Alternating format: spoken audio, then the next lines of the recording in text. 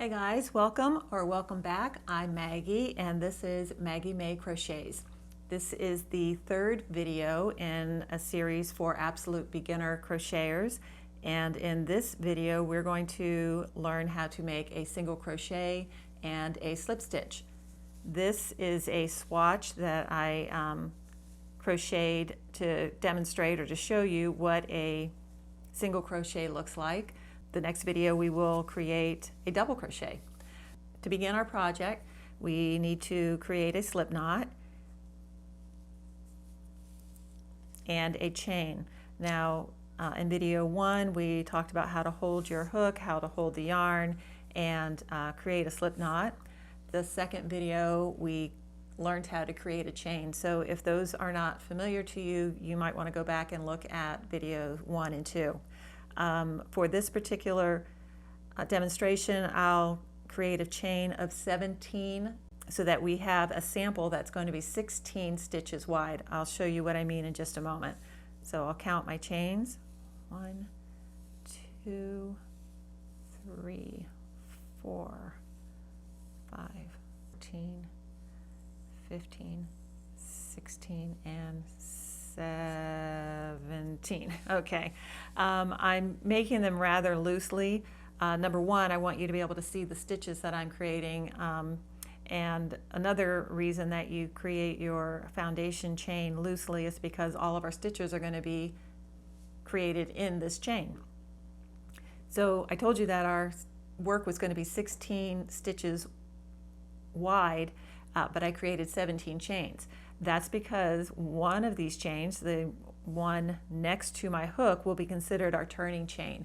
And that's a term that we'll hear a lot as we move along. Each time you create another row, you have to have a turning chain or chains. So I want to show you too how to count your chains.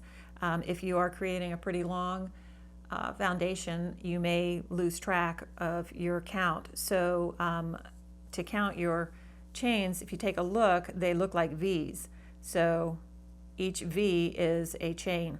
Now I want to point out again that the slip knot that you created at the very end does not count, and the yarn that is, or the loop that is on your hook, doesn't count. So our first chain would be right here next to the hook. Okie doke, so we're going to start our first single crochet, and to do that we go into the second chain from the hook. So this is the yarn that's on the hook, we don't count that. This is the first chain, and we're going into our second chain. Now there's different ways to go into your chain. Some patterns or people will tell you to go into the top loop. Some will tell you to go into the first two parts of your chain here, or they'll tell you to go into the back. There's a ridge that your chain creates. As you progress with your crocheting, you'll decide which you prefer.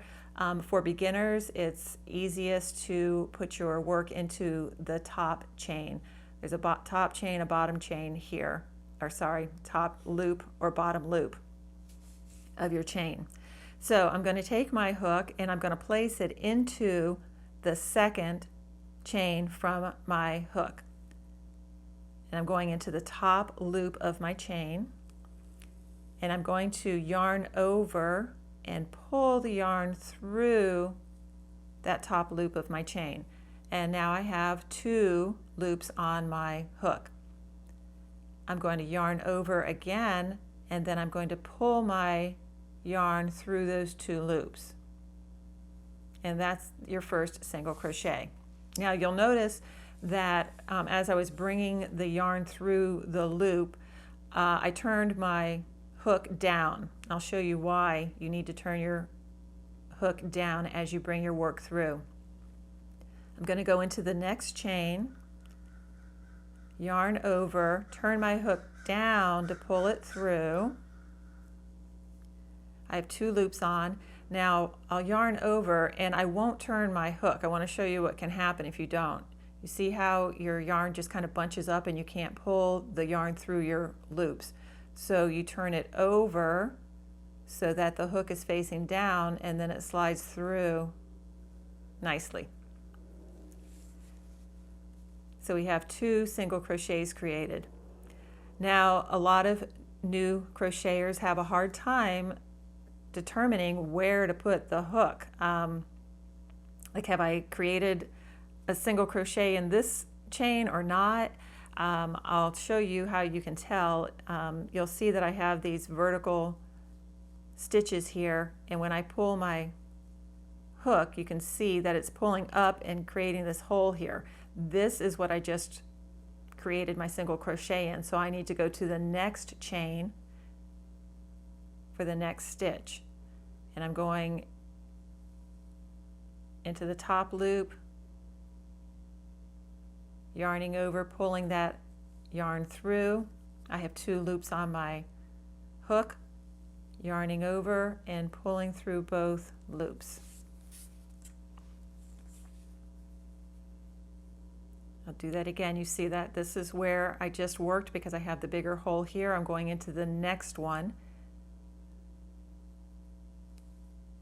Yarn over, pull it through, yarn over, pull through both loops. My hook goes into the top loop of my chain, yarn over, pulling it through, yarn over, pulling through both loops. My hook goes into the top loop of the chain, yarn over, pull it through, yarn over, pull through both loops.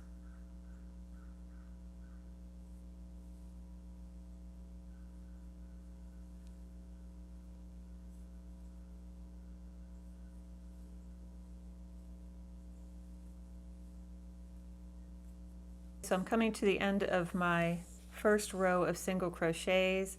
I have, this is the 15th, and I'm making the 16th single crochet. When you come to the end, you need to create what's called the turning chain, and for single crochets that is just 1 chain, and then you turn your work. It's important that you remember which direction you turn your work because you want to keep that consistent throughout your project. I like to turn my work away from myself just because I find that away rhymes with crochet. That's how I remember which direction to turn it. So I'm turning my work away from myself. And now we're looking at the back side of your work. You're going to be placing another row of single crochets back across the other direction. Now, to know where to put your hook is the trick. When you turn your work over and you can look along the top ridge, you see all your V's again. You're going to be placing your hook underneath a V, and you're going to put it underneath both the front and the back loop of your V. The first stitch, in this case, is right here. I'm going to put my hook in, and you'll see that I have both loops of my V over my hook. I'm going to grab it by yarning over, pulling it through, yarning over, and coming through 2 loops, okay? When we created our first row, we only went through the top loop of our chain of the V, but now you see we have the V, and we're going to go through both loops of the V. Yarning over, pulling it through, and then through again.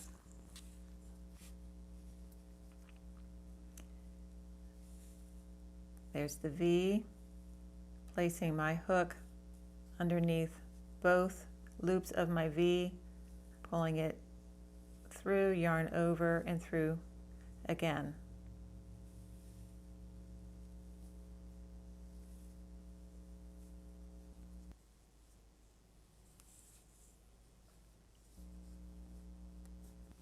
Okay, I'm at the last one, the 16th one, making sure I go through both loops of my V,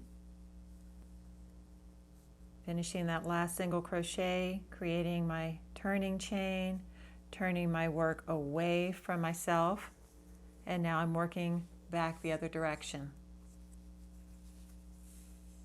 I go into the first V and just continue my work across.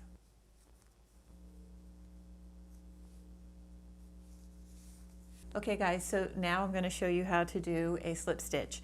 This stitch is used to join your work if you had two pieces that you wanted to join together, or let's say you're working on a big project and you finish one skein of yarn and need to continue with another. It's a way to join in your new yarn. And you can use it to finish off your project. So that's what I'll do with this. I'm going to create slip stitches across the top here and then finish off at the end. So a slip stitch is very similar to the single crochet in that you put it under the V, both the top and the bottom loop there of your V. You're going to grab the yarn, pull it through, and rather than yarning over, now we're just going to continue to pull that loop through like that. That's all there is. You put the hook through your V like we do with a single crochet, grab the yarn, pull it under your V, and then pull it through the loop that's on your hook. You're just not yarning over again.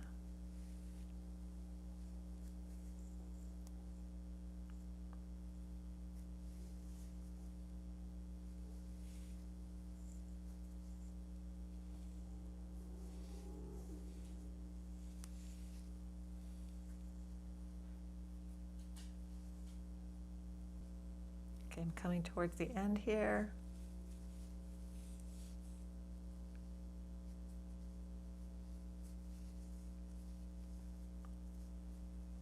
Okay, now to end off or finish off, you're going to yarn over, pull a loop through,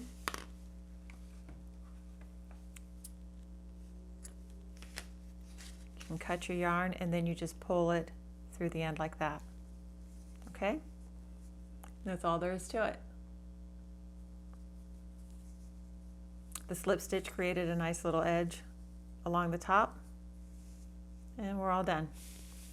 All right, the next video we will work on a double crochet. If you are interested in following along with us, please consider subscribing to my channel so that you'll be notified when the next video is available. Thanks for watching.